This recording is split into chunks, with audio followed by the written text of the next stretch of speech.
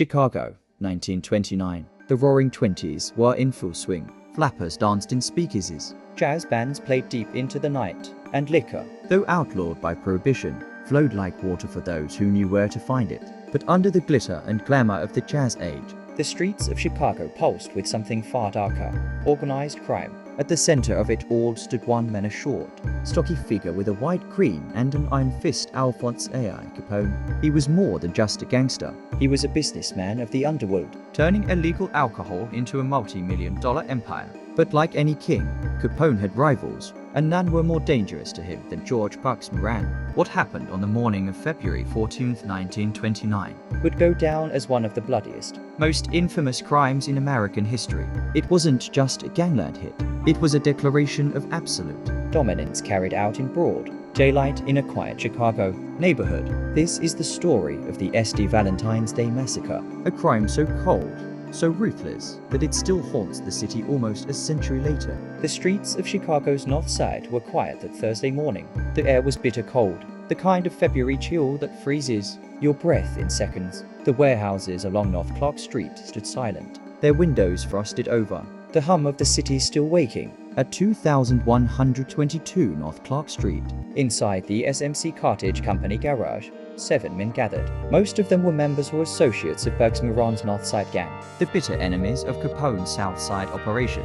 For months, both sides had traded threats, hijacked liquor shipments, and sent bullets flying in nighttime drive-bys. This meeting was supposed to be business, a liquor deal that could score Moran's men a shipment worth thousands. But what they didn't know was that it was a trap. Around 10:30 a.m., a black Cadillac sedan pulled up outside the warehouse. To anyone passing by, it looked like a police vehicle. 4 men stepped out. 2 were dressed in the dark blue uniforms of Chicago police officers' caps, badges, everything.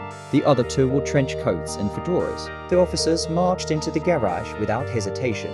The Moran men, thinking they were busted for bootlegging, offered no resistance. After all, they had guns on them, and fighting the police could only make things worse. What happened next was shockingly quick and merciless. The men were ordered to line up against the brick wall of the garage, hands raised. They obeyed. Then, without warning, the 2 policemen stepped back, Tommy guns in hand, and unleashed a hail of bullets. Dozens of .45 caliber rounds tore through the room, ripping into flesh and shattering bone. The roar of the machine guns was deafening, echoing against the brick, drowning out any last words.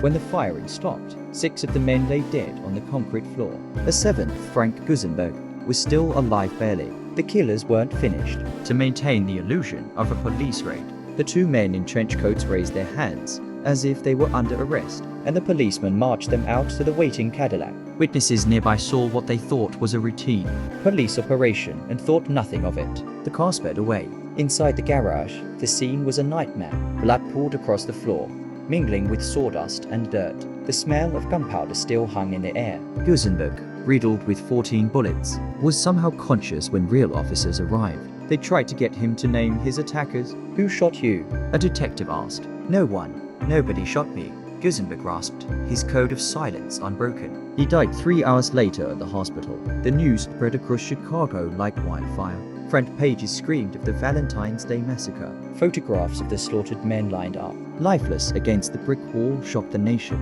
The victims were quickly identified: Peter and Frank Gusenberg, Moran's enforcers; Albert Kachalek, also known as James Clark, Moran's brother-in-law; Adam Heyer, Moran's bookkeeper; Reinhard Schwimmer, a gambler and optometrist who liked to hang around gangsters; John May, a mechanic at the garage; Albert Weinschap, a gangster who bore a striking resemblance to Bugs Moran himself. And there was the twist: the man the killers were actually after. Bugs Moran had never set foot inside that garage that morning. He had spotted the police car outside as he approached and, suspecting something was off, turned and walked away. The massacre was clearly aimed at wiping out Moran's gang once and for all.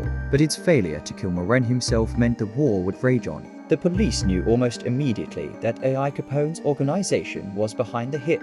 The precision, the use of police disguises, the Tommy guns, it had all the hallmarks of Capone's top enforcers. But there was no solid evidence. Capone himself was hundreds of miles away in Florida, lounging at his Palm Island estate, and he made sure to loudly proclaim his innocence to reporters. One suspect, Fred "Killer" Burke, was later linked to the massacre after police raided his Michigan home and found 2 Thompson submachine guns believed to have been used in the killings, but in the end, no one was ever tried or convicted for the massacre. The public outrage was immense. The massacre showed the nation just how far organized crime had gone, and how powerless law enforcement seemed to be against it. Newspapers painted Capone as a ruthless kingpin who could strike fear into anyone, anywhere, and still walk free.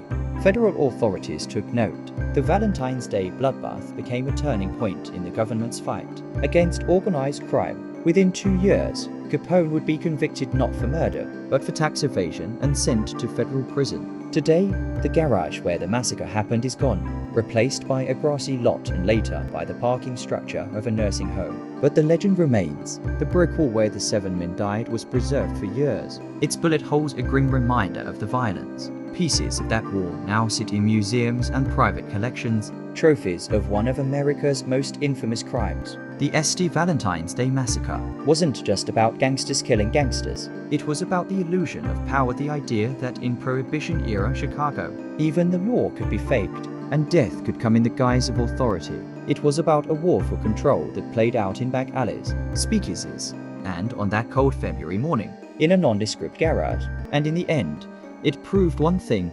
In the world of organized crime, there were no rules, only winners and corpses. Thank you for watching Crimes Through Time. If you found this story chilling, hit the like button and subscribe for more journeys into history's darkest corners. And tell us in the comments, do you think Capone personally ordered the massacre, or was it the work of his lieutenants acting on their own? We'll see you in the next episode. Until then, stay curious, stay safe,